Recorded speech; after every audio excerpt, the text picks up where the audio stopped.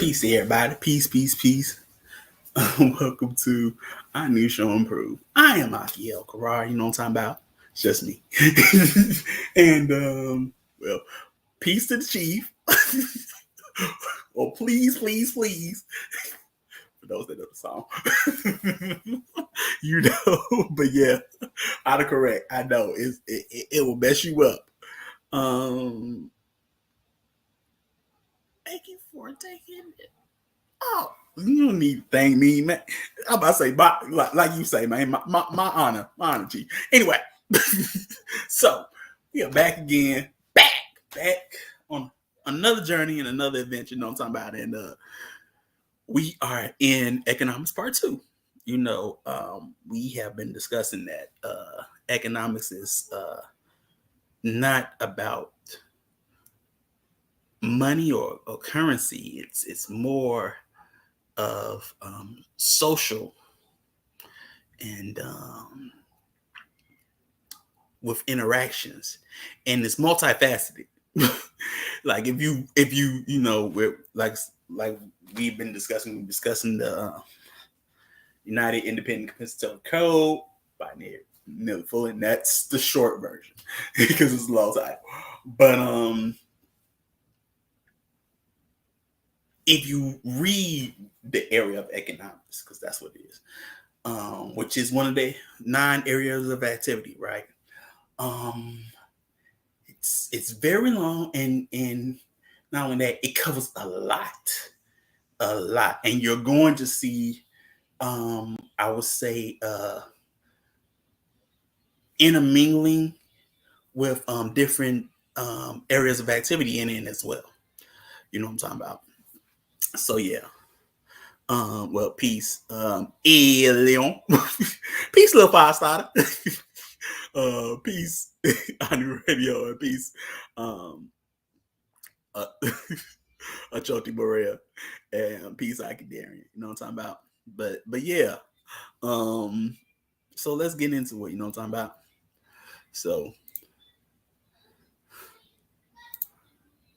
you know, we are in areas of economics part part. Oh, no, yeah, that's French. Not like it matters, but but yeah. Let's start off this one. Black people, according to the code, what's in the code book, one of our priorities should be stop showing off, because that is the thing that black people look forward to more than anything else. Doing what? Showing off. Showing off to whom? To other black people. Truth be told. In our minds, walking around all day, working on jobs and everything. We have one plan in mind in our entire lives, in our entire existence, if you can call it life, which it really isn't. We don't know what life is. We've never had it. But in our existence, as prisoners of war, as prisoners of the system of white supremacy, we worship the idea of showing off to other black people.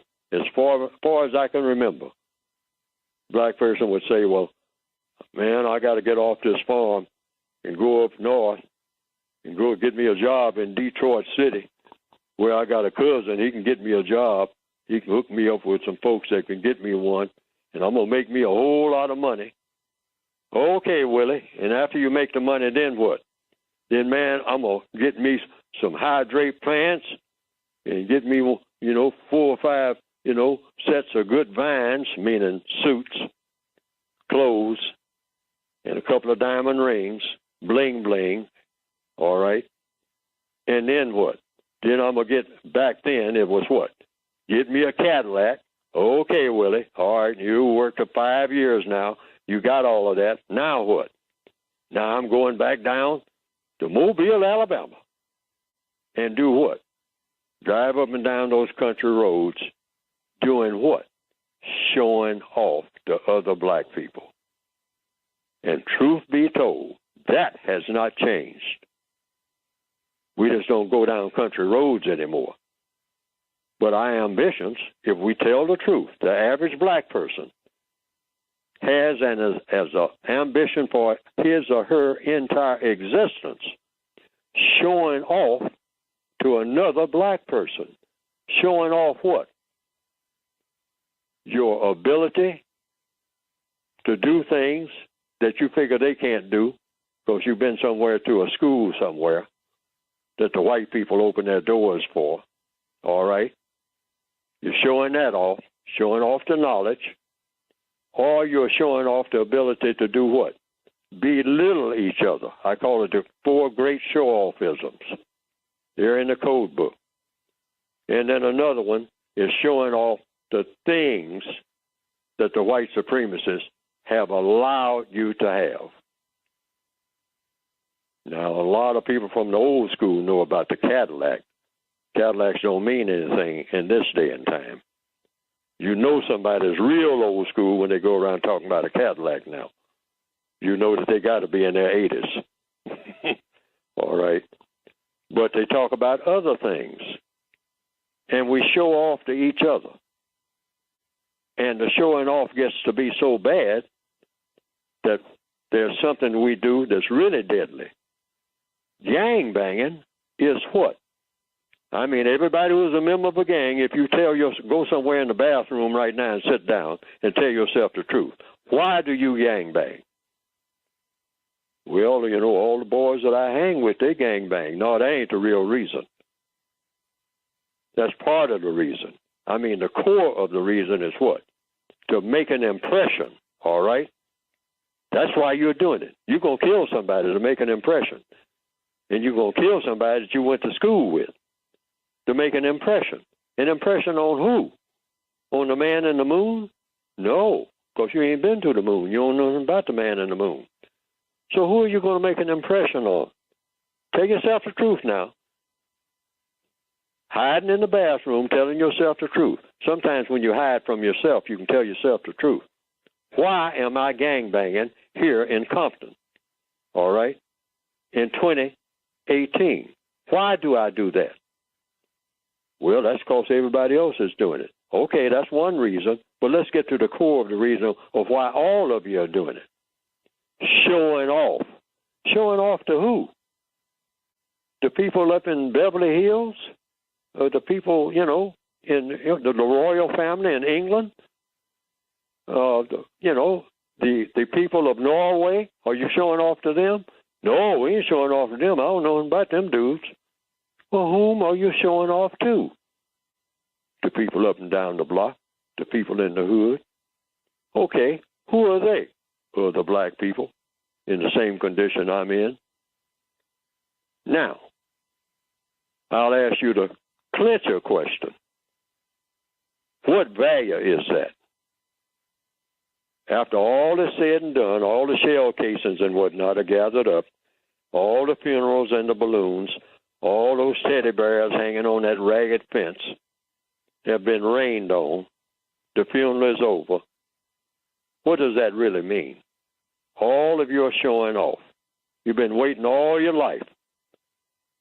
I mean, to fire that 9mm as many times as you fired it today. See, that's showing off. And showing off in the prison yard, because I will go back. All of us are in prison. And so that's just like somebody at Attica, or Folsom, or Angola, or some prison in South Africa, showing off your new bunk bed or the new paint job in your cell to other prisoners. Now, when you look at that within the context of the entire world, the white supremacists going into outer space,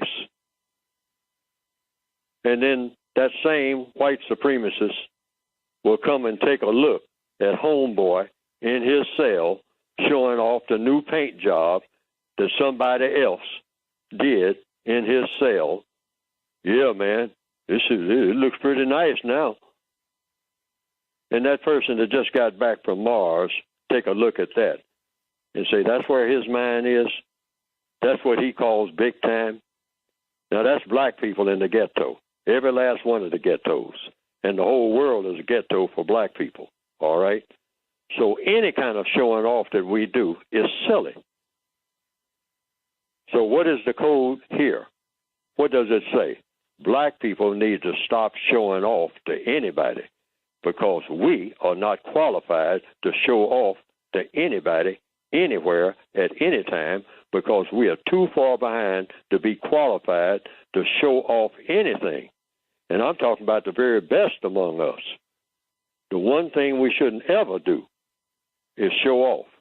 In fact, the black people who are loaded with money, who live in a castle and all like that, who have everything that you can name, when a white person comes up and says, well, you're doing pretty good, because what they really mean is you're doing pretty good for an N-word.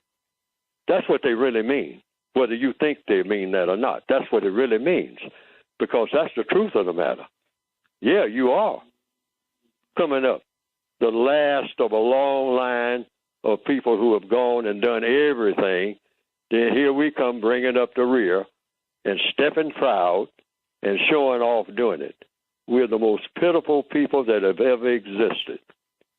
So the code says one of the ugliest things you can ever see a black person do is bragging about anything. So stop bragging. Even when you do something that's truly great in the eyes of the entire world, I mean better than anybody has ever thought about doing it. And I'm saying, I'm not just talking about in sports or something like that.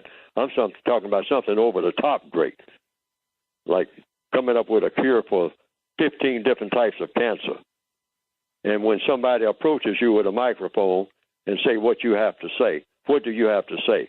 As a black person, because they're going to put that in there, of having done this outstanding job of curing 7 different types of cancer in the last 3 years.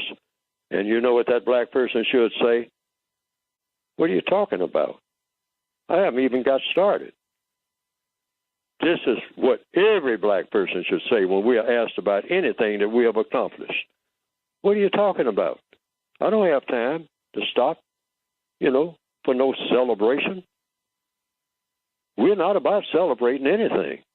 Black people don't celebrate. We educate and move on to the next step. Why? We're on a battlefield. And 99.5 won't do if you want to compare it to a football field. 99.5 yards won't do. We are end zone people. If you want to compare it to basketball, the new black people don't dribble down the court. Once we get our hands on the ball, it's a slam dunk. Anything less than that is disgraceful. We're just that far behind. We don't dribble down the court. That takes up too much time. We throw that ball from one end of the court to the other, slam dunk it every time. Otherwise, we don't touch the ball. That's us. That's the new black people. We're not going to be like we have been, the joke of everybody on the planet. That's what we need for a code, that type of thinking and that type of talk. Stop bragging about anything. We build a museum, it's not for bragging. Say this museum is not for celebrating anything. It's for educating, commemorating what has happened, what a mess everything has been. We do that. We're not going to forget history, but we're not going to brag about history. We're going to talk about everything that was done that shouldn't have been done. And then we're going forward from there and say what we are going to do minute by minute, day by day, to make things the way they ought to be. Everywhere, not just over on the other side of the tracks in the hood. Don't restrict us to that. We are on the world stage now. We're going to stay there. That should be the black code.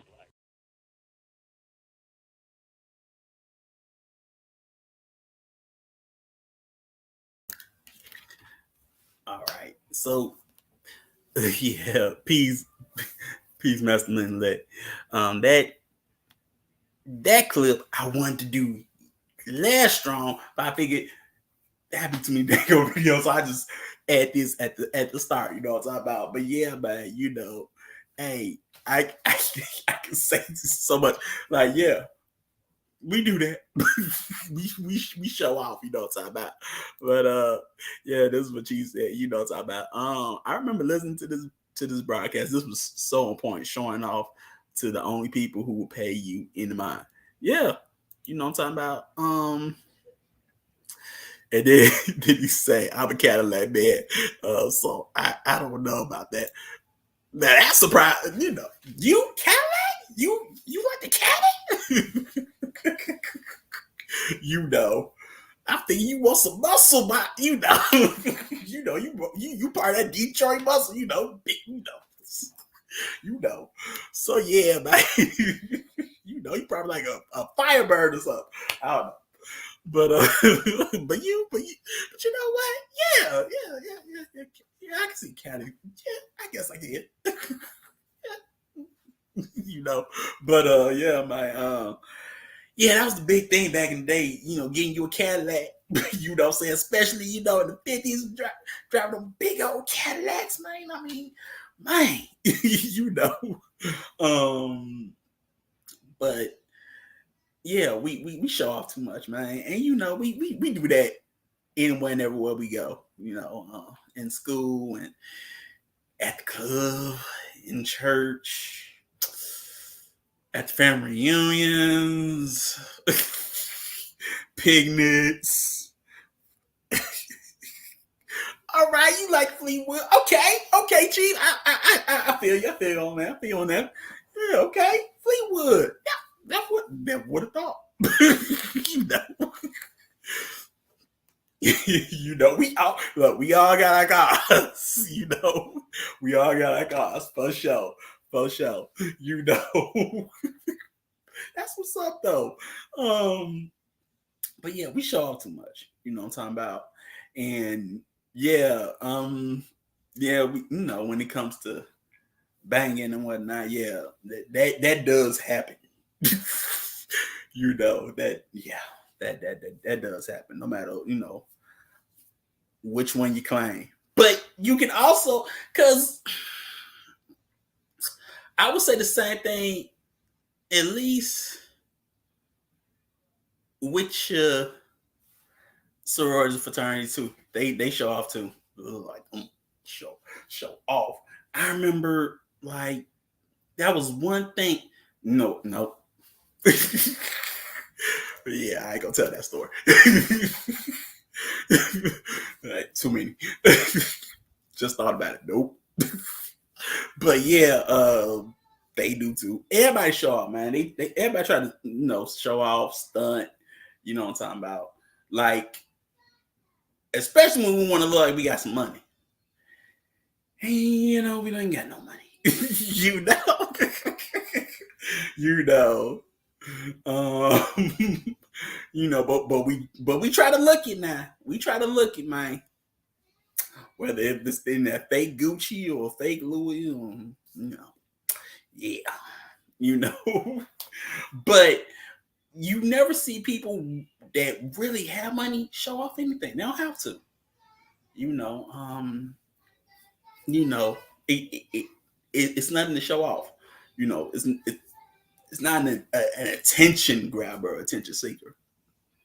But like you said, you know, you're only showing off to people that pay you any mind. You know what I'm saying? Or will look your way. You know what I'm talking about? But yeah, man, I like when he said, uh, you know, your response should be, you know, what do you mean? You know, I'm just getting started. Because man, I mean, historically, you know, for those, I would say, scientists and real movers and shakers throughout history, man, just seemed like they were just getting started. You know what I'm talking about? Like, you know, George Washington Carver was just getting started. You know what I'm talking about? You know, the real McCoy was just getting started. You know what I'm talking about? You know what I'm talking about?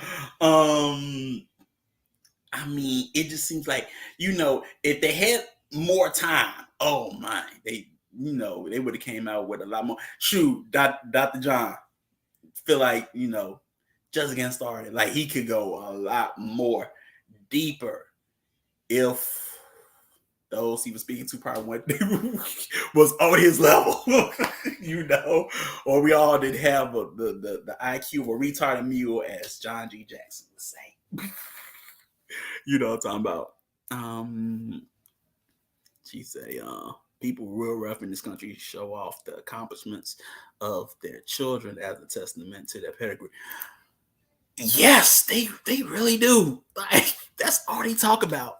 And man, they get mad when they like I used to work with this with this girl. Well, I worked for her mother.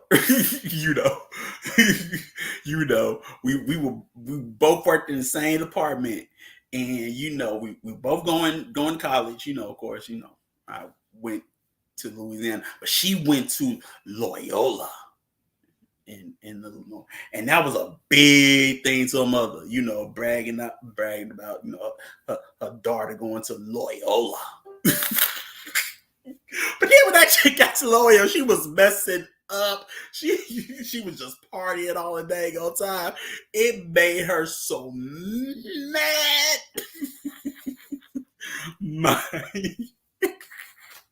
I was like, wow. But yeah, man. So yeah, they really do. They really do that. So yeah. All right. So when seeking happiness, do not be disappointed if you are not happy at the time, the place, or because of your involvement with the persons, creatures, or things that you thought will bring you happiness. I think we can all use those words, but let's keep going. Happiness happens according to compensatory logic.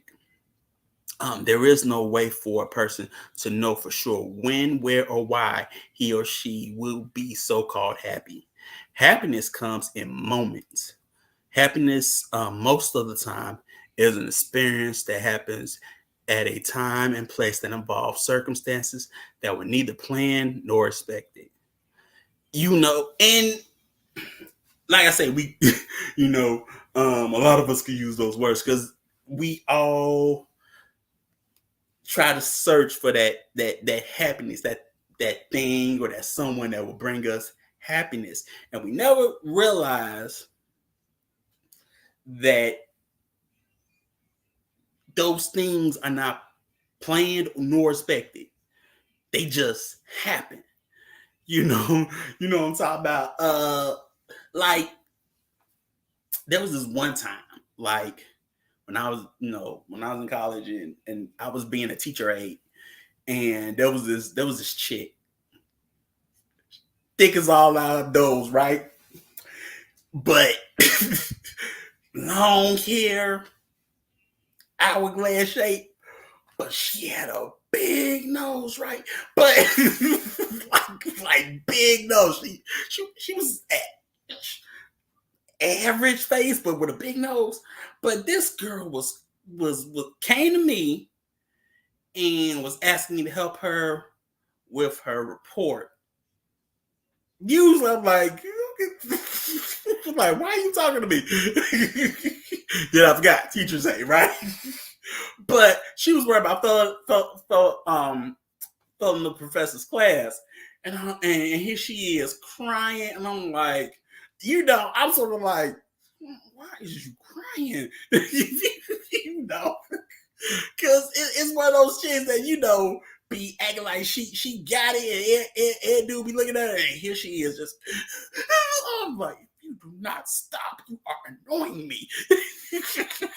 So after that, I'm like, oh, okay. Let me help you out. Actually, I don't believe that was a tool of elimination. Those dang tears were real. I was like, and even though they were annoying me, usually that ain't the tool that they use. Usually, well, according to some professors, but I ain't gonna go into that. But I was like, okay, let me help you out here. I ain't I just told her, this is what he's looking for. Because apparently you're not getting it even if he tells you in class. This is what he's looking for. Calm your butt down. Take your dang on time and give him what he dang on wants. And dry your tears.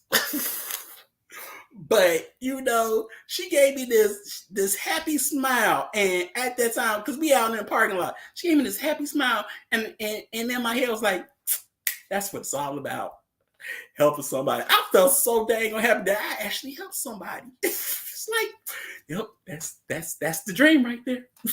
When he was playing the glove, like, oh, this girl get away from me right now. I'm trying to go home. But I was like, hey, I was a help to somebody. I was like, oh, I was help. I feel kind of proud of myself. Man, I didn't think I could do it. But yeah, man, it just comes in moments, man. You never expect. One looking for nothing, one trying to. Like, I don't know. Like I said, I don't know if it was manipulation because if it was manipulation, she was throwing them. Well, shut up, though.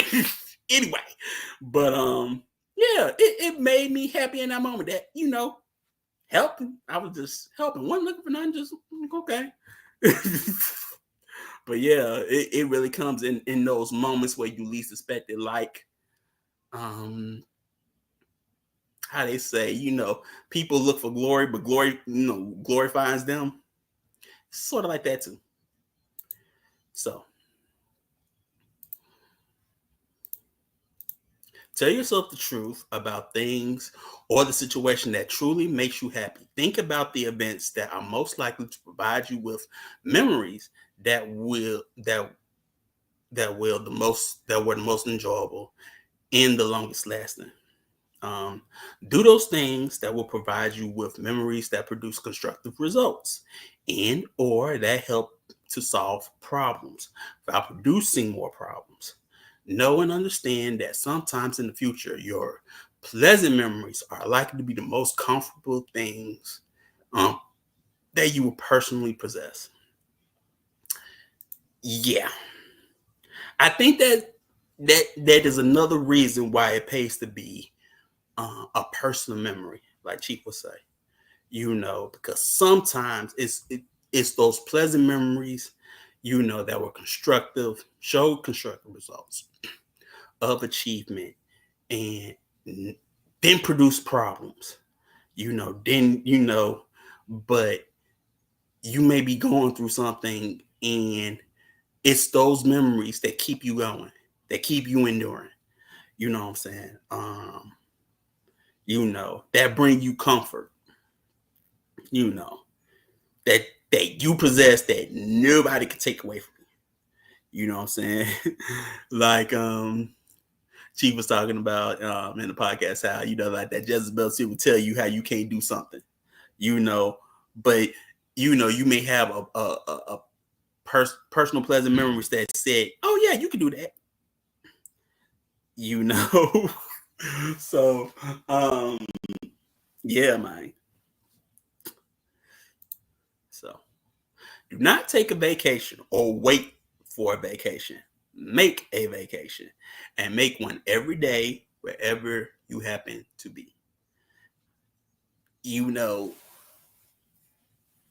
Like I say, that also says volumes, because what do? We try to save up to go. Some of us either we try to go to the Caribbean on some dang or like the Tom Jordan, cruise, or if you're me, you try to go to Colombia, Brazil. Of course. I just say those two, leave the rest alone. But yeah, we all try to vacate to these far and places, and we wait to make it vacation. But like he says, you make of it. Exactly. Tom Jordan old school groups. You know, who they got before them? They got they got Charlie Wilson. I can't wait to go there. I'm going. Or somebody. Charlie Wilson gonna be there. Mm-hmm. Yeah, something like that, man. But yeah, he says make a vacation and make one every day wherever you happen to be. You know what I'm talking about. Now, examples.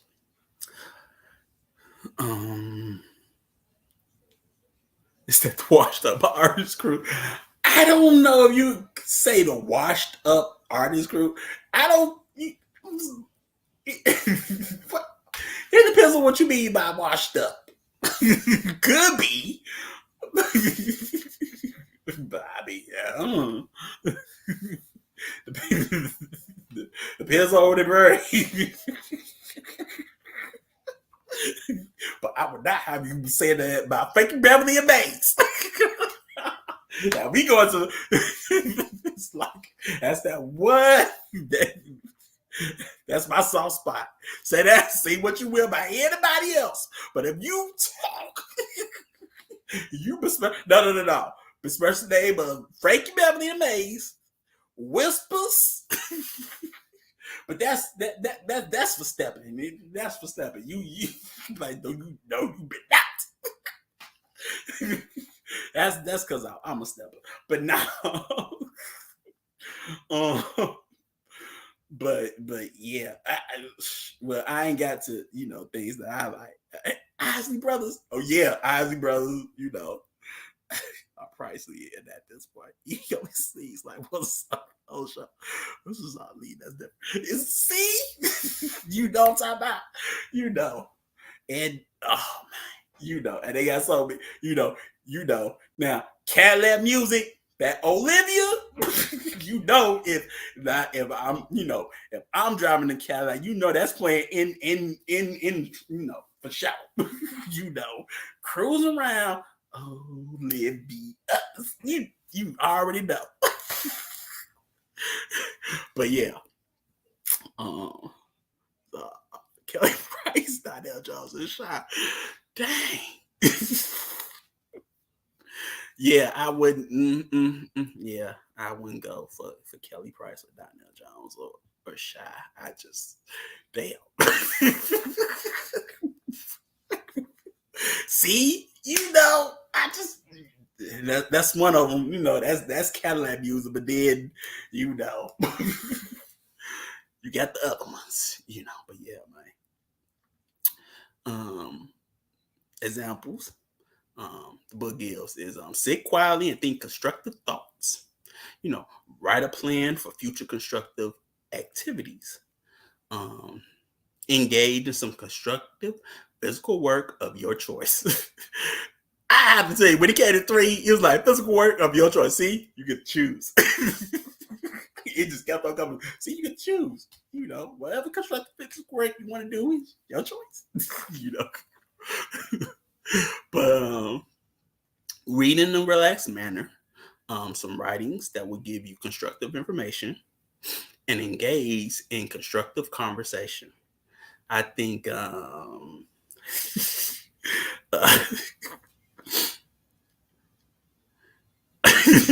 kicked out children from Destiny's Child.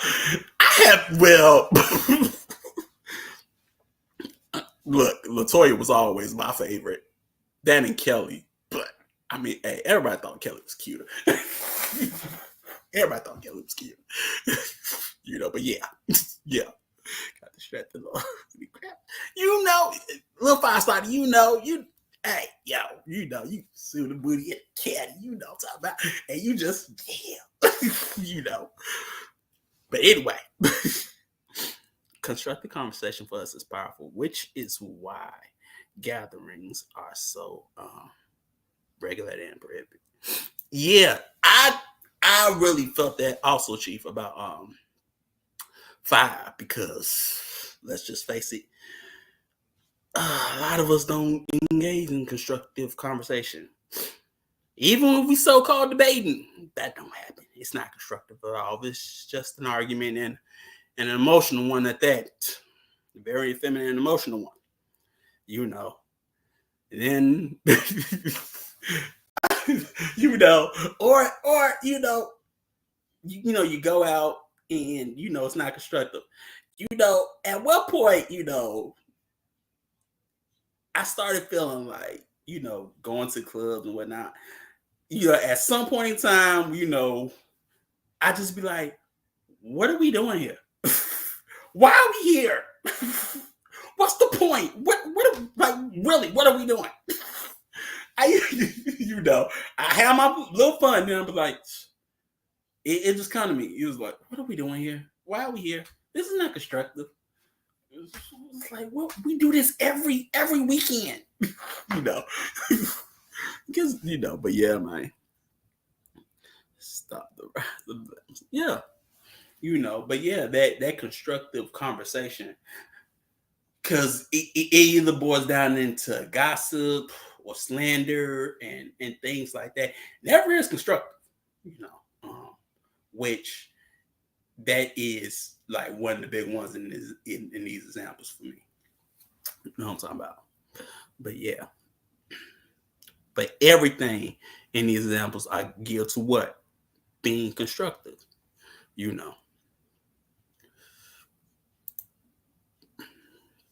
So,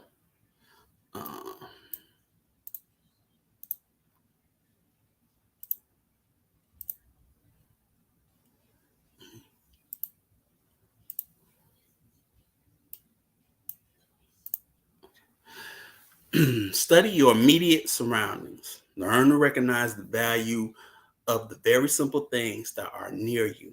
Avoid unnecessary time and energy, materials to go great distances for the purpose of trying to obtain that which can be easily and more readily obtained where you are. Avoid thinking that what is distant necessarily is more valuable than what is near. Learn to see value in much that is very simple and very near.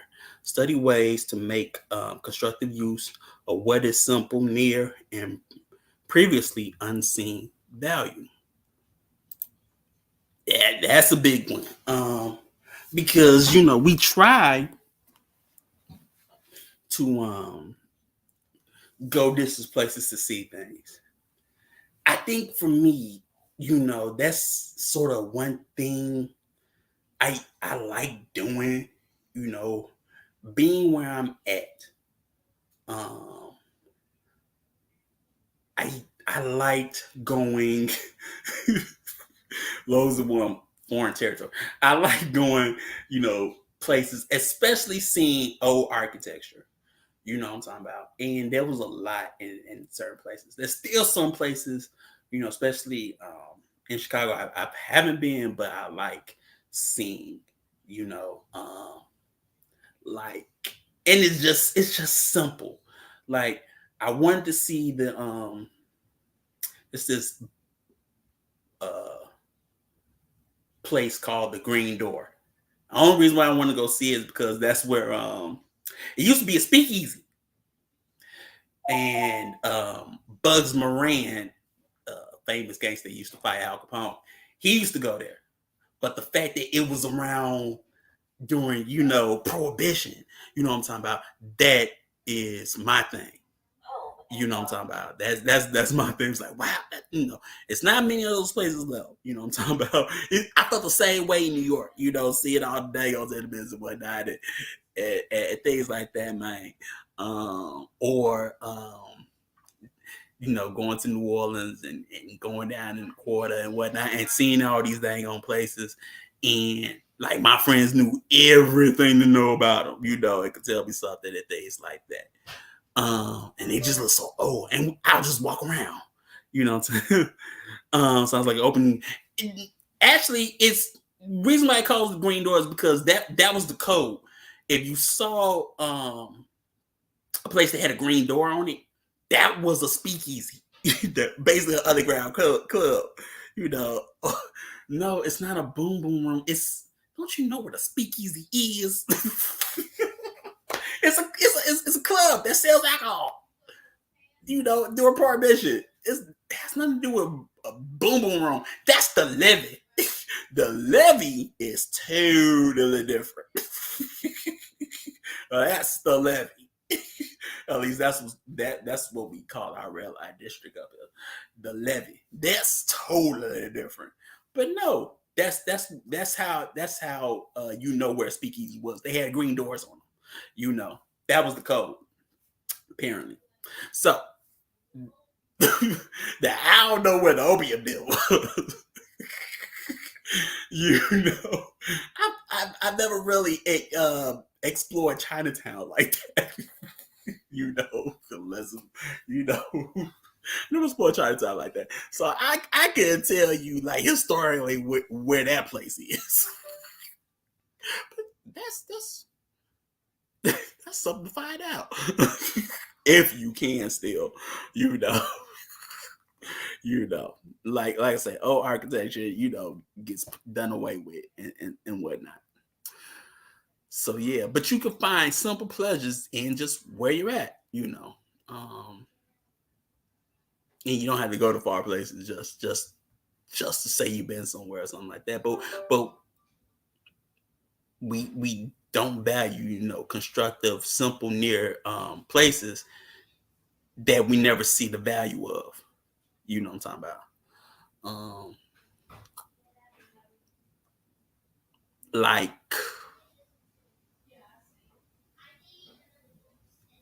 I see the value in like living close to like the Pullman factory, which you know it was always there, but like it's like a historic monument.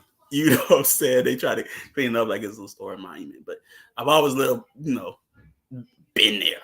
You know what I'm saying? And it wasn't nothing to talk about, but it was just so simple, and it was like, wow, you know, you know, or something like that, or let's see. Um, mm,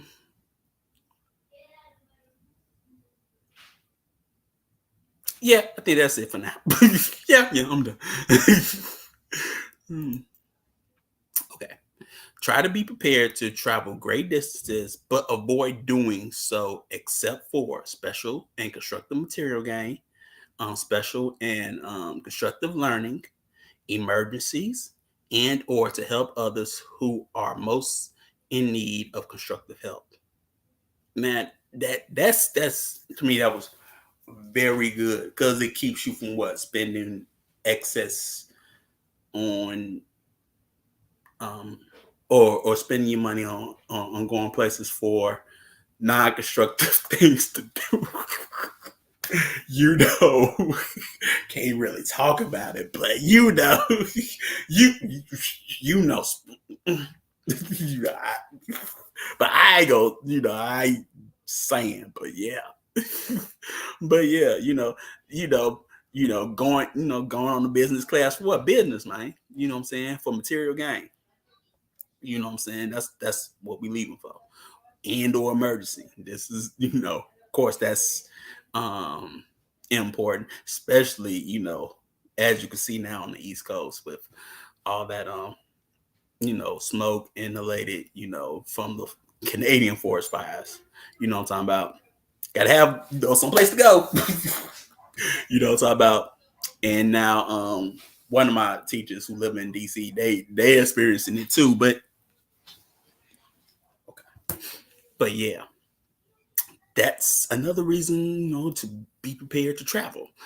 Or from constructive learning. I think this is probably my because I'm always trying to go someplace where I can learn something, you know what I'm talking about. Like I think I want to go visit like an historic battle site. You know, yeah, you know, see a battlement reenactment of the Civil War just to say I was there, because you know they do. You know, like go to Gettysburg. You know, like go to Gettysburg at least once. You know, something like that. So it was good to vacate like a local. You meet people that way, and actually learn about the place you're visiting. Yeah, you know, yeah, like when you know,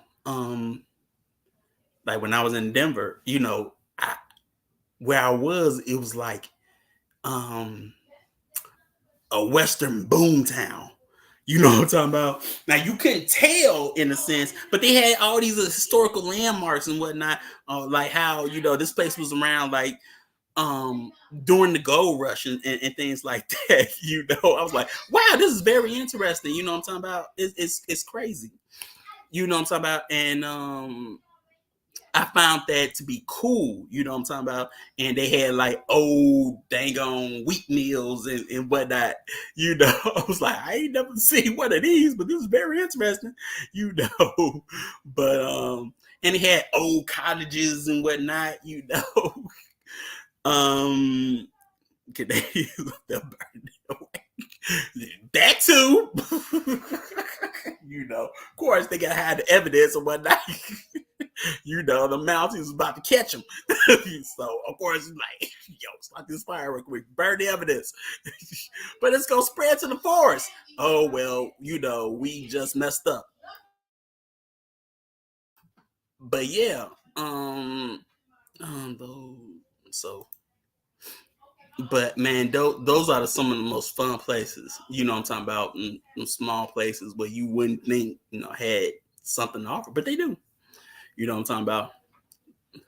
But to the best of your ability, practice trading, exchanging information, labor, materials, etc., without using and or without directly dependent on the use of money, whose distribution and or value is directly or indirectly dominated by a racist man and racist woman. You know, yeah, bartering. We could say bartering, trading and bartering. Yeah, that is a practice of economics. You know what I'm saying? Exchanging information. I think exchanging information is sometimes the cool thing because you even see governments do that, exchange information. Or labor and materials. That's what governments do. States. You know, you know. So yeah, but yeah, I would say that it doesn't always have to be a monetary resource. There are other forms of exchange that can be more highly valuable. You know what I'm talking about? I think I ain't gonna use that, but yeah.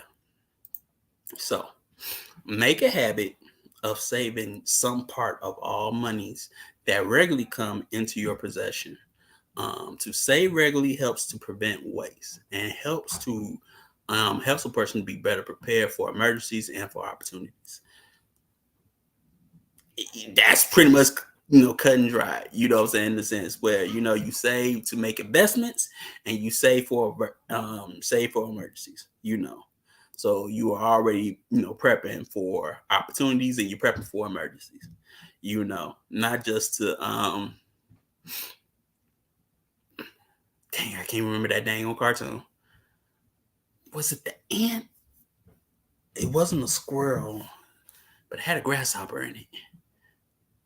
I can't remember. It don't matter. It's like a Disney cartoon, but yeah. But so let's go here.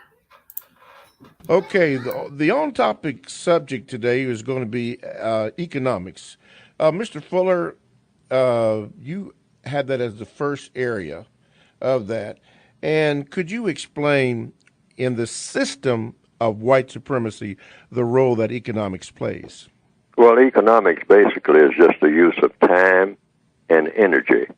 Those two things, the use of your time and the use of your energy. A lot of people think of economics as being the handling of money. Mm-hmm. That's just a part of it. Money has no value at all unless a person who is in charge of money says that it has value. And in a system of white supremacy, the white supremacists decide the value of everybody's money. And by so doing, they also decide the value of all of the non-white people on the planet. Yes. That's what white supremacy means. So they are the masters of money. A lot of black people down through the years, I've heard them say, all I need to do is just get some money and I can do anything I want to. No, you can only do with money what the white supremacists allow you to do, because they are the masters of money. Mm-hmm. Money does not master the white supremacists. I've heard some black people down through the years say, well, all white people want is just to gather up a whole lot of money. No. They have, if they're talking about the white supremacists, and not just white people in general, the white supremacists gather up people and put those people under them, under their domination, people of color. And then they already have money because people are money. If you have control of people, you have control of money, because all of the money that those people get is going to belong to you because the people belong to you. That's the mathematical equation. That's why the white supremacists, they capture people first. Get those people to do what they want to do. Move them around like they want to move them around. Mm-hmm. And that is money itself. Walking money. Okay. Moving money. Since you And made that's basic economics in the system of white supremacy. Since you made that comment, would it be safe to say that here in the Northwestern Hemisphere, that people, I've heard the term, are considered chattel, chattel. So does that equivalent to the term that the Northwest, here in the Northwest Hemisphere, that this is a corporation? Well, in all hemispheres throughout the world. See, when you say white supremacy, you're talking about a world economic system. Yes. Quote, unquote. And so what they do, the white supremacists, have corralled all of the time and energy of the non-white people of the entire planet. Now, a lot of people may not look at it that way, but if you go and take a real detailed look, you will see that this is what actually has happened. Mm-hmm. Otherwise, there would be no validity. Mm-hmm. And I'm going to say this again. There would be no validity to the term that I'm using, white supremacy. That wouldn't be true. They're either supreme or they are not over the affairs of the people of this planet of color. They are either supreme, in other words, by supreme, I mean being able to tell the non-white people what to do, and they better do it. That's what I mean by supreme. Okay. I don't mean that the white supremacists are supreme over the entire universe and that they are God. Sometimes people think that that's what I'm saying. Some black people have said to me, oh, well, you talk like they are God. No, the white supremacists themselves say, oh, no, we are not God. I mean, you know, we all come under God. White people, black people, all creatures, all things, rocks, trees, birds. But the white supremacists say, I am supreme over all of you dark-skinned people. As a white supremacist, I'm not supreme over the entire universe. God is. God is supreme over me. That's what the white supremacists will say. But they will say, but I am supreme over any person with color in his or her skin. And don't you ever forget it, you dark-skinned people. And not only am I supreme over you, I have a mission. And that mission is to dominate and mistreat you in every area of activity 24/7. That's my mission. All righty. Let's go to the phone lines. And line number one, you are now on with Mr. Neely.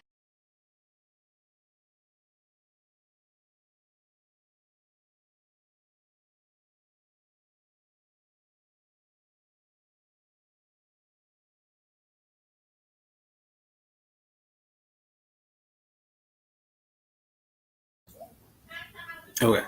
So that's money, you know.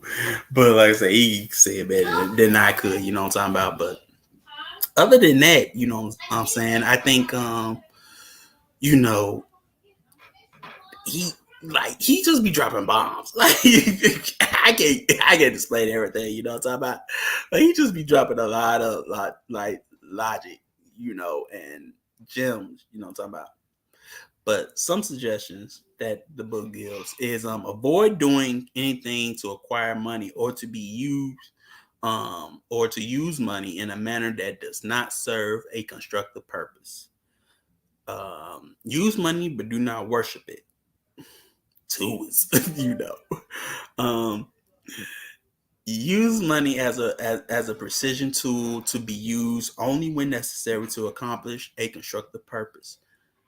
Do not steal anything, rob anyone, take or use anything owned by others without the permission of the owner.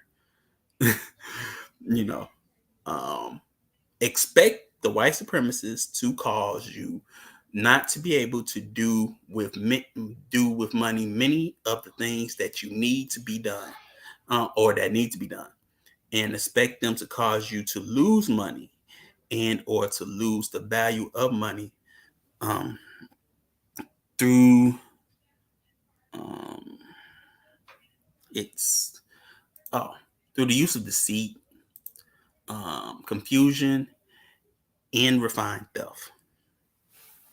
I'm blind. But yeah, you know, I would say too, it is a no brainer, you know. But all of them, you know, are good, good suggestions. You know, to use it as a constructive purpose.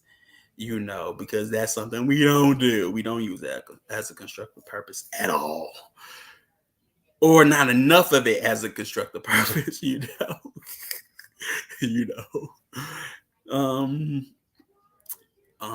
But yeah, don't steal. That should be a double. But yeah, you know, people do those things. You know, rob anyone. You know, without don't steal or do anything. You know, always have permission of the owner. You know, even when it comes to taking quotes. you know, things that they say. You know, make sure you have that permission to give them credit. You know, that's you know. We got to give Chief credit because he said so much things, and it ain't come for us, But when when it does, if it's subliminal, it came from me, you know. I'll claim that one. If it's something that I said, and I said it in the country, right? Yeah, that one came from me. But no, it's mostly him over there. Him over there. But yeah. But I think 5. That's something we don't think of. Okay.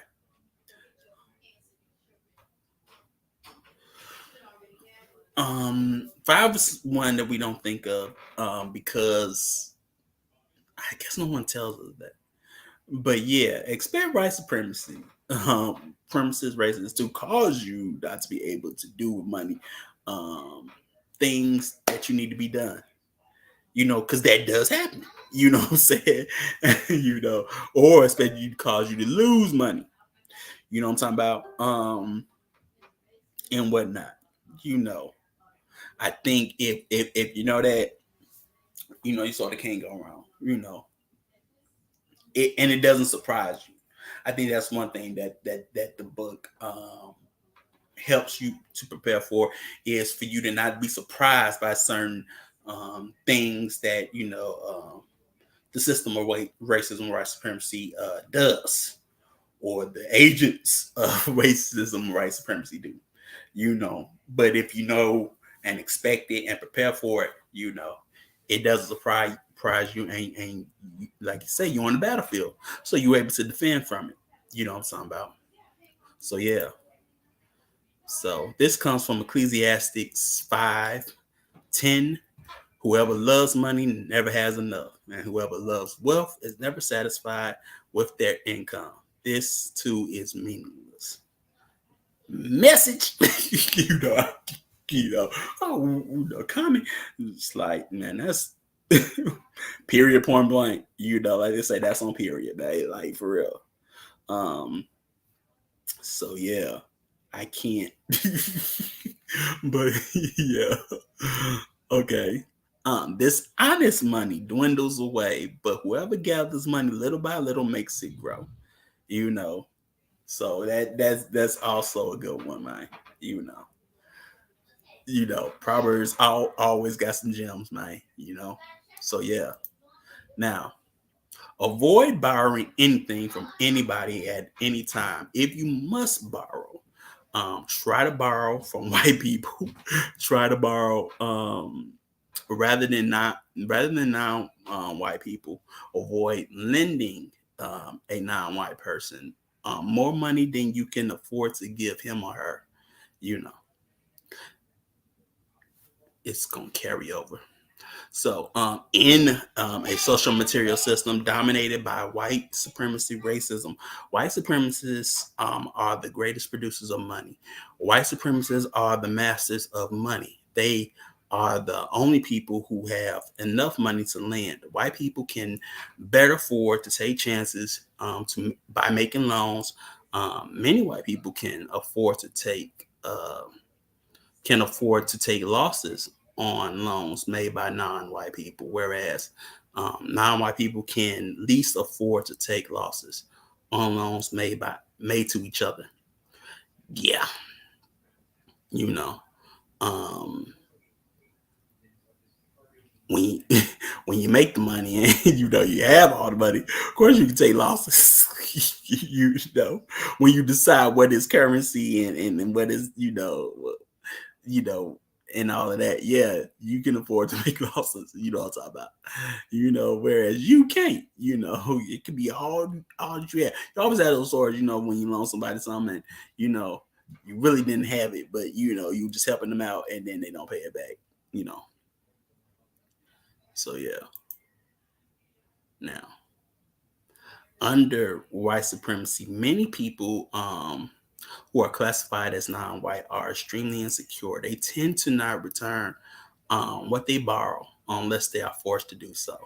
Therefore, to minimize conflict, it is better to give to a non-white person at which you can afford to give. Avoid lending. By doing so, you will not only help to minimize conflict and animosity between non-white people, but help to minimize dishonesty and the tendency to steal. Like, this is like golden. You know what I'm talking about? Because we've all known somebody that did this, like my aunt is notorious for doing something. She, like, especially like when we had videos and whatnot, we'll she'll ask to borrow a video. She won't return them. She ain't returning them. Not at all. I remember that used to make my mother mad. She'd be like, like she asks, borrow, I don't know, some dang on bootleg we had. Mind you, it was a bootleg. Wasn't even the good ones. But some bootleg we had, and so she borrowed that dang movie, ain't brought it back, ain't said nothing, and it just causes problems. I'm talking about, where it's better to give than to loan in this situation where there is no animosity and there's no dishonesty and tendency to steal, because people steal. Poverty is a plague. So when you're around impoverished people, they will be dishonest and we will have a tendency to steal. you know you know but like he says, give which you can afford to give.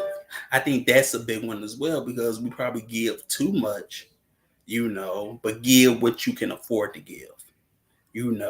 That goes, I would say, with some honesty with yourself, where you're honest and humble about what you can give uh realistically, instead of giving um uh in excess, which you're not really realistically not able to, you know. Um it's like that part in like the Parenthood, for those that see. Like when Jason Robards, is his son, you know, had gambling debts, and and then um, his son was like a compulsive liar. He was good at, and he had this this 1940s bomber, right? And, I'm talking about cream color, right? And and he sees he sort of sees his son, like he was like, dad. I couldn't resist. I had to take it out for a spin. You got any paperwork or how much it's worth?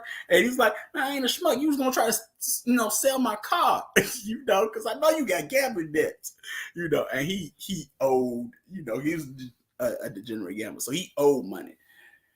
And he said, okay, this is what I'm gonna do for you. You know what I'm saying? I can't pay off all your debt, but this is what I'll do. You know what I'm talking about? I'll teach you the business, because he owned his own business. I'll teach you business. And he owned like a plumbing supply store, and as long as you're working and as long as you go to Gamblers Anonymous, um I keep paying your debt. But he's like, go tell Boogie, we'll pay this off. And he's like, they're businessmen. They'll see that there's something is better than nothing. You know what I'm saying? But as long as your dad keep paying you that, and then the son's like, one, I just got a call, about a job, and I gotta leave. But he was like, oh, I need some money, he's like, how much you need, man? But he knew he wasn't coming back. He was running. He rather run than work. But yeah, man, some people do that, man. They be designers and try to steal. But yeah. Now, if you give money, give only for constructive purposes. If you lend, then only what you know you can afford to lose. If you lose what you lend, do not speak or act with animosity or seek to punish those to whom you voluntarily made a loan to that they did not repay. That's just to keep down animosity, if you ask me. You know what I'm saying? But don't seek to punish. Which I guess sort of also tries to keep you from I would say having or holding grudges within yourself. You know what I'm talking about? Having animosity or kept animosity within yourself. You know what I'm talking about? But yeah, man. So conflict between people should be avoided. Lending and borrowing anything often promotes conflict. Non-white people who are subject to white supremacy racism do not have any control over the value of the money in their possession, nor do they have any major control over the time, place, or circumstance that determines when, where, how much, by whom, for what purpose money is exchanged, moved, value, or devalued. That's true. you know, you don't you don't really determine all these things. You you know, yeah. So you know, always conflict between people should be avoided. You know what I'm saying? There should be no conflict. So yeah, for sure. Now, do not criticize any people who accumulate any amount of money. When talking about money, I always say that during the existence of white supremacy, it is best and correct to use money in a manner that best helps to replace white supremacy with justice, which means balance between people. Do not, however, criticize those non-white people who choose not to use their money for that purpose. Criticize the white supremacists, racist man, racist woman collectively. So that's another thing. I'm saying? I'm not gonna criticize, because that's what you see. You see people that look like us or melanin dominant, and they criticize people with money and say how they ain't doing enough. Instead of what criticizing who, white supremacists or racist man or racist woman collectively. You know what I'm saying? But yeah, like you said, don't criticize people who accumulate any amount of money. You know what I'm saying? When talking about it, but that shows, I would say civility in that sense as well, man. You know what I'm talking about? But yeah. And also I would say that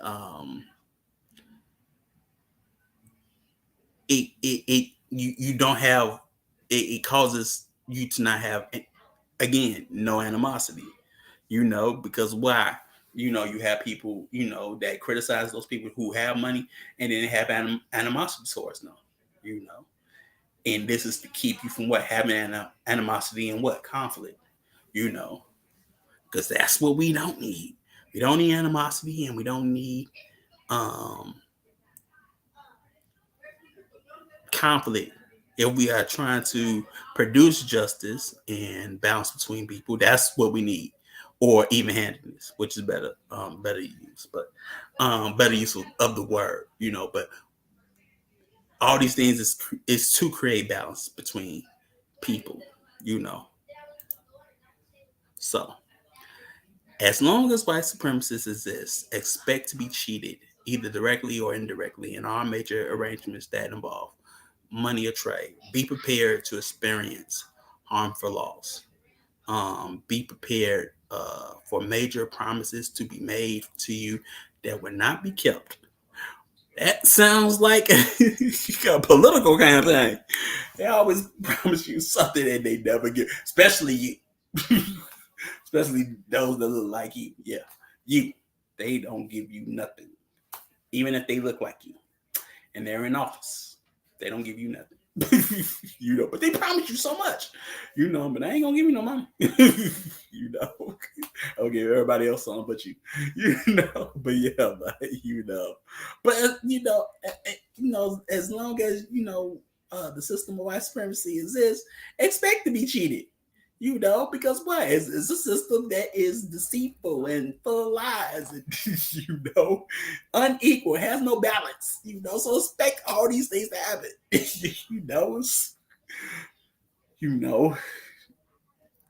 So yeah.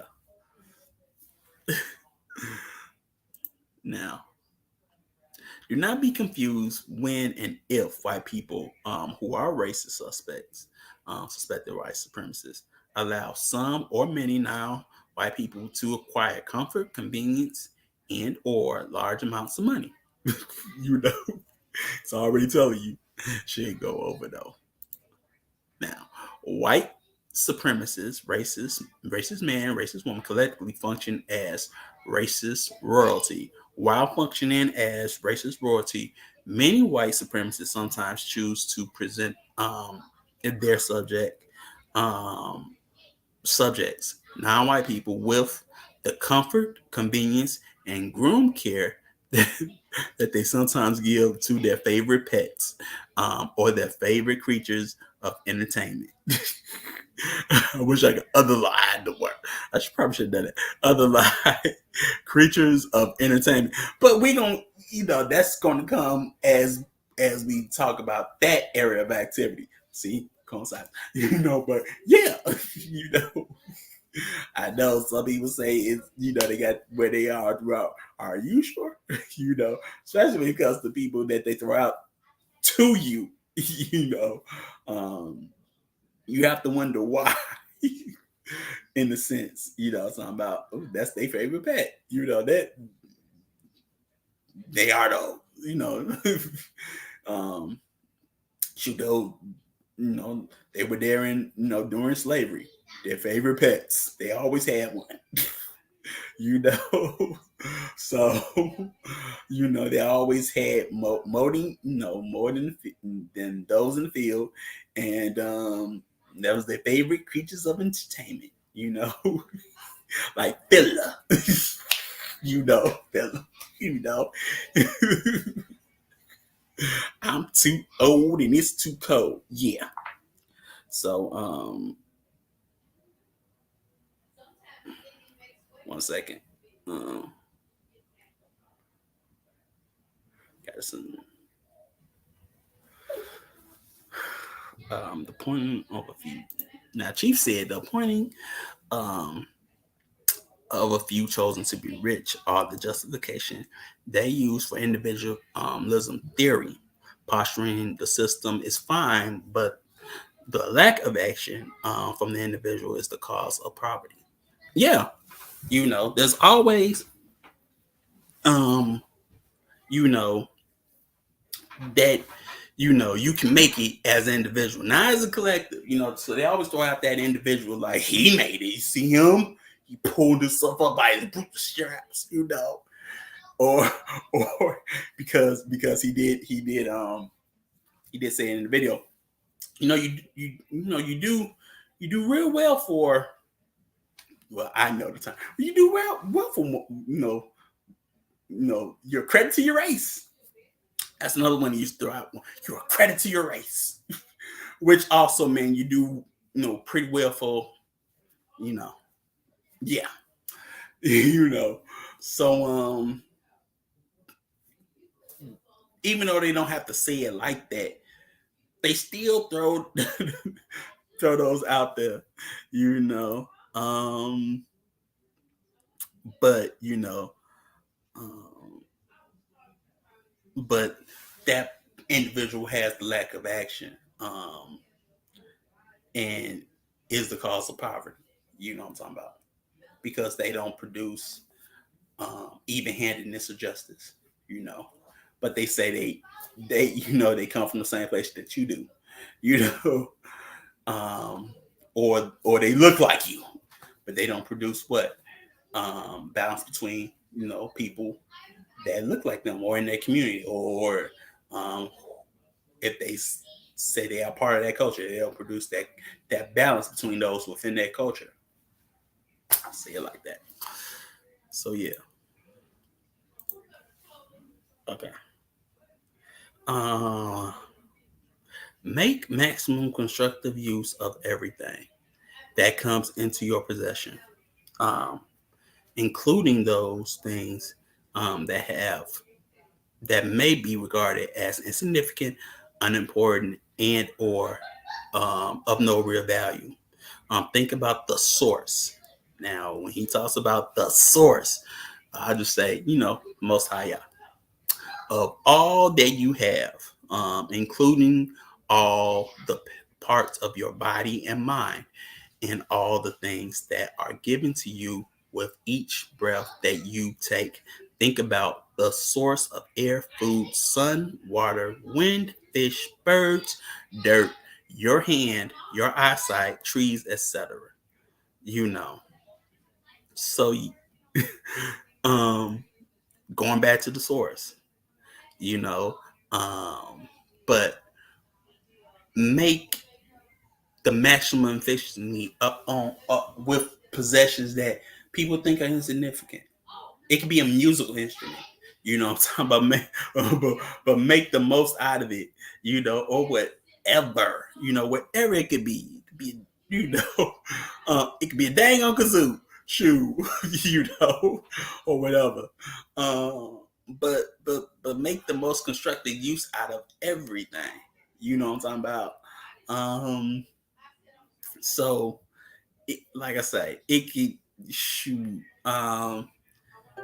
Be a dang on blender. Will make the make the most healthy and constructive dang on smoothies that you can that you can make. you know. So yeah, But Do not at any time think you should mistreat others or that others should be allowed to mistreat you because you do not have the same things or as many things as some others have or for any other reason. I think this helps, like Chief was talking about, combat individualism, especially this could be used or taught.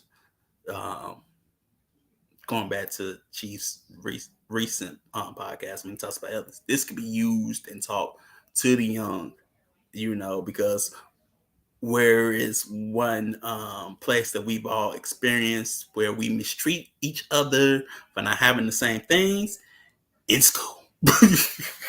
but it's a but it's a prison within a prison. You're the president of racist white supremacy, and then you're the president of school. But we all experience, um, mistreatment for not having this or not having that. You didn't have Jordans. You didn't have this. You didn't have, you didn't have, this sort of designer, or that sort of designer. You didn't have a car. You didn't, you didn't have, you didn't have this type of chain. You didn't have this. You didn't have, you didn't have, there's always something or some possession or materialistic possession that causes injustice or unbalance between people, what I'm saying, and causes what? Mistreatment. That's something to be expected in the system of racism or white supremacy. But this is something that can be taught, that you do not mistreat, whether you are, the master of the house or the guardian of the homestead, that you do not mistreat anyone for not having the same things that you have. You don't do that, something like that, So yeah, man. Now, think about what you want and ask yourself why you want it. Think about all the things that you tell yourself that you want to have, and ask yourself if you want to have those things for no other reason than knowing that others have those things. That could also be another one. Ask yourself why you want something stupid. Why you want that dang on wedding dress? That's for y'all, y'all, because y'all say yes to the dress or whatever. Why you want that dang on wedding dress or that dang on wedding engagement ring? Why you gotta have that many diamonds? Or why I gotta be pink and yellow with, I don't care. Or why you gotta have that car? Why you gotta have that Maybach? Cars do appreciate the value once you drive out the lot. So, why you gotta have that car?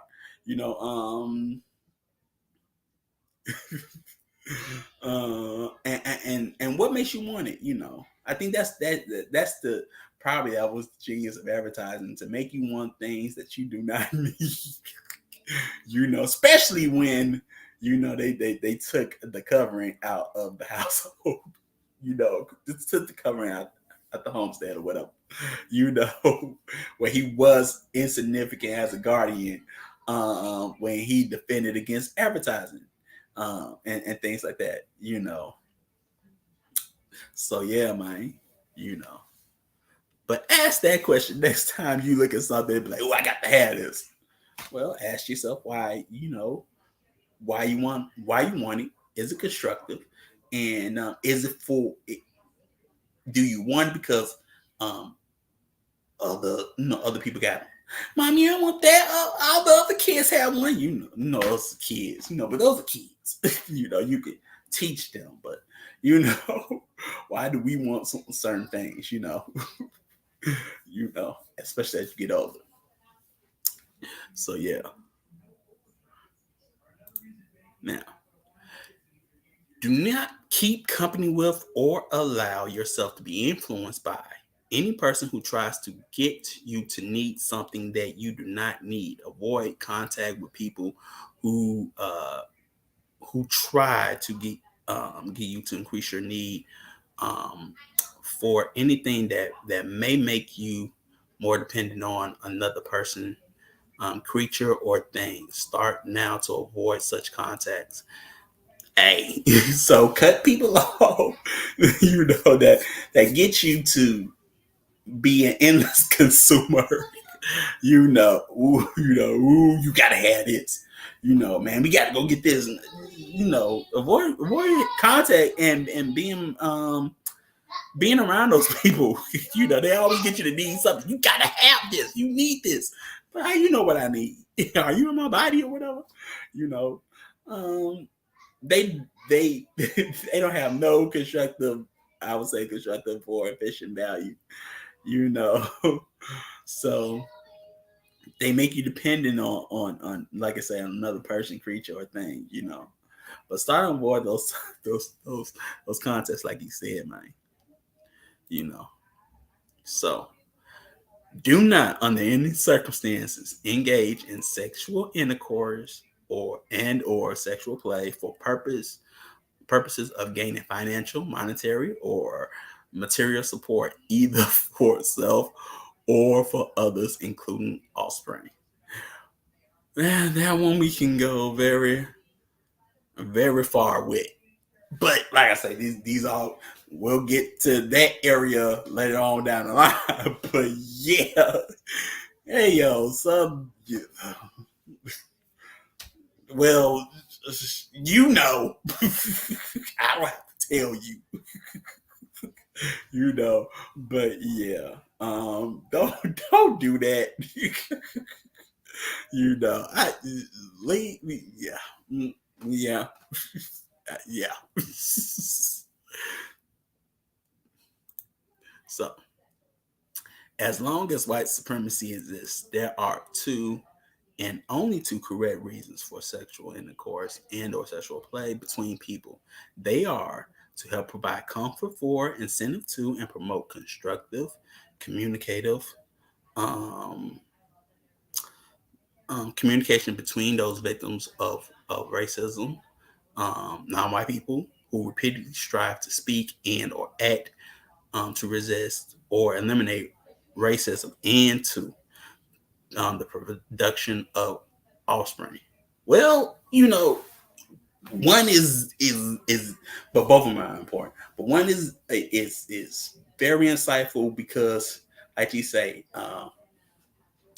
when the system tells you to do one thing, you do the other, and to build family and to have a mate is very is more warrior, more warrior like than and courageous than you could than you could possibly get in such a sense. It's very courageous to start that and build on that, you know, uh, and is also in this instance counter racist logic, you know, to start a homestead and build family, you know, and communicate that, between those within the house, what I'm talking about. So yeah. Now, avoid producing offspring until you can feed, clothe, and shelter them. Teach them to provide constructive care for themselves with little help from others, and teach them what white supremacy racism is, how it works, and how to um, counteract its effects in all areas of activity. Yeah, because some of us, well, yeah, number one, we is a doozy because hey, people be having kids and they can't do number one for sure, or number two, and sometimes number one is like the basic, but number two is also most important because if you can't really build on providing constructive care for themselves with little help from others, they become basically parasites, looking to leech off of somebody, So yeah, and then number 3 is also important because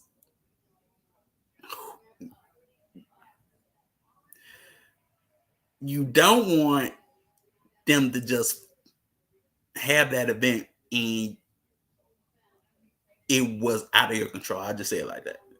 You know what I'm talking about? It's important to tell that it comes from you. you don't you don't want to have I would say an experience and then they come home and then they ask you, what does that mean?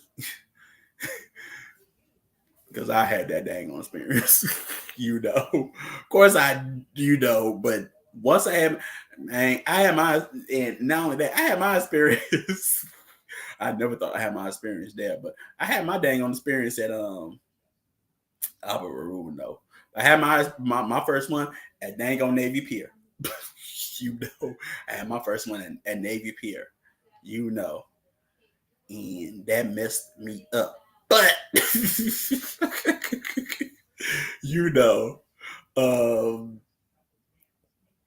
how I was introduced to, I would say, after that experience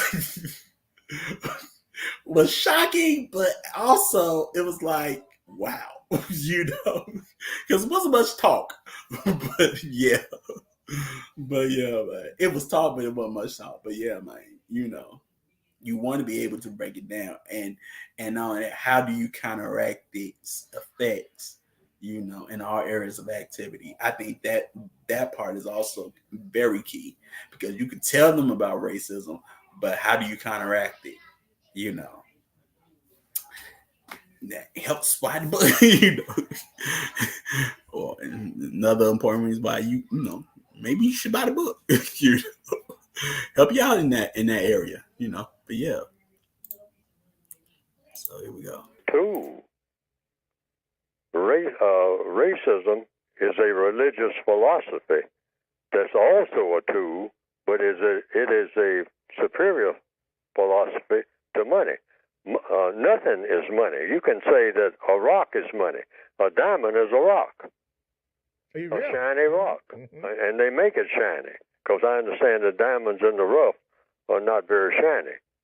I don't know whether that's true or not. But even if they did or didn't shine, what is money? Money is whatever the white supremacists say that it is. That's why the white supremacist philosophy is superior to money, because money doesn't make the white supremacists. The white supremacists make money. I worked in a place called the Bureau of Engraving and Printing for many years, and they printed something called money on paper.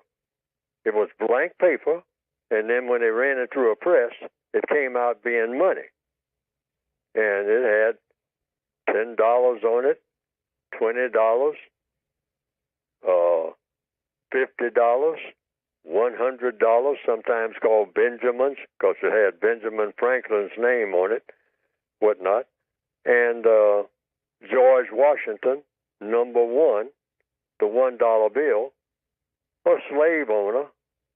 Thomas Jefferson, a $2 bill, a slave owner. So they have slave owners' pictures on money. So what's the period? The money or the person that owns the money? The person who makes the money? The person whose pictures go on the money? So if I make something, I'm superior to the thing that I made. So the money is not controlling me. I'm controlling the money because I made the money. That's obvious. And so that's where I got that from. I say that the system of white supremacy is the strongest religion in the world. Because what is a religion? A religion is a strong belief backed up by action. And nobody has ever come up with a philosophy stronger than the system of white supremacy and put it into action. Okay. Other people are running trying to catch up. They'll say, well, I have a religion, but I'm having problems trying to practice my religion because people keep interfering with my religion, and and my religion is at a disadvantage. And I'm say, for example, I'm a Christian, but people are always opposing me as a Christian, and it's a real struggle trying to keep this Christianity thing going, and I'm having problems trying to get people to follow the Christian religion, and they're being persecuted. Well, the white supremacists don't have that problem because ain't nobody persecuting them. I mean, hey, they don't take no guff from nobody. I don't care what your religion is, your philosophy, or how much money you got if you're black. The white supremacists said, hey, you ain't seen money like me. I'm a white person in the system of white supremacy, and I am money. I'm walking money. Any money that you have doesn't mean anything until I say so with your black self. That's why the code says the system of white supremacy is the most powerful religion ever thought up in the minds of the people of this planet. I don't know about other planets, but on this planet, they prove it every minute of every day.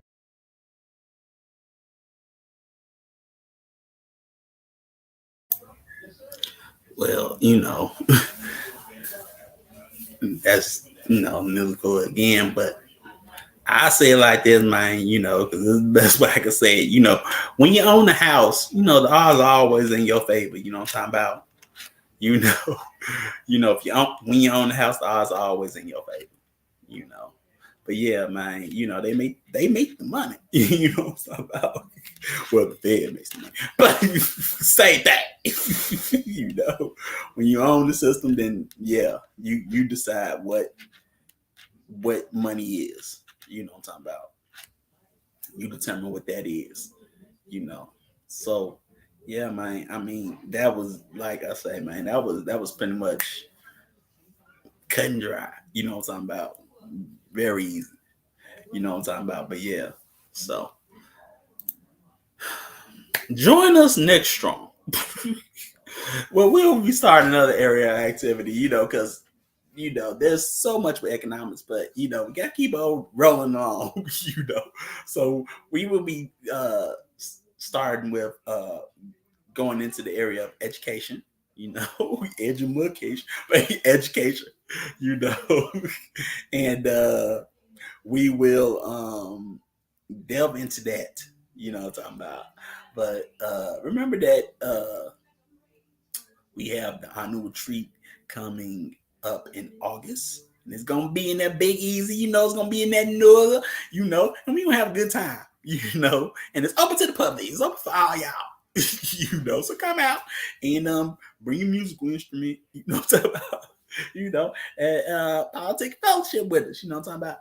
And also remember that we got our new fellowship tomorrow, and we have midday affirmative, also GVU Y'all podcast, what I'm talking about. Look, like I say, he came out with a recent one about elders. He wrapped up the Jezebel series perfectly. Sometimes you don't want it to end, but gotta move on. But perfectly, man. And yeah, I mean, I know who the queen of rock and roll is, but I mean, I can give you a hint, but I don't know if you want me to tell you, But I'll also say that I think who's supposed to be the king of rock and roll, Elvis, I would say, that he probably, I would say that he got his voice from Roy Morton. If you ever heard Roy Morton sing, you'd be like, I think that's where he got a voice from. If you ask me, I say that's where he got his voice from. But yeah, yo, Chief ain't lying. Look, when he said that, Randy got shot, I was like, at first I was like, oh no, you ain't shooting no Gary, no Gary dude. But yeah, that did happen. It was like, whoa. But yeah, man, no. Yo, he nice with it. Yo, she nice with it. Don't mess with him when it comes to things like that. You know what I'm talking about? Also, I would say, the books that he, have been suggested have been good.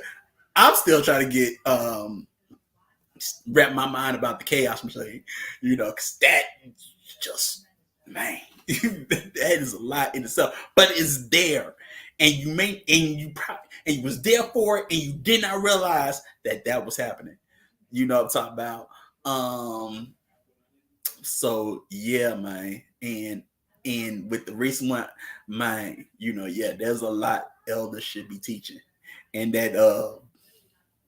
that B-Tech system, I just say like that B-Tech system. Man, somebody would, well, I just say it like that. That B-Tech system, yeah, man.